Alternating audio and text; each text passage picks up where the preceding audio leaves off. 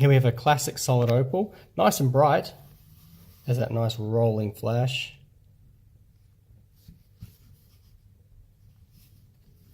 Natural diamond at the side there.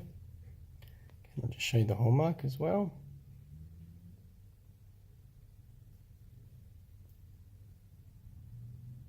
Alright, so 750, so that means it's 18 karat yellow gold. Natural diamond. So a really great design. It's a very good setting for protecting the opal as well. And look at that high dome.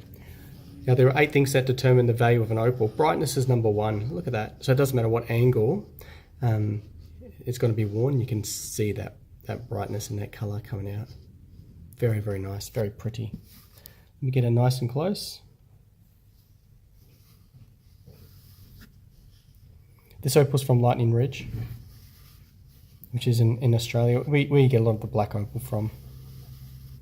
But yeah, really nice, simple, modern, contemporary, 18 karat yellow gold solid opal ring.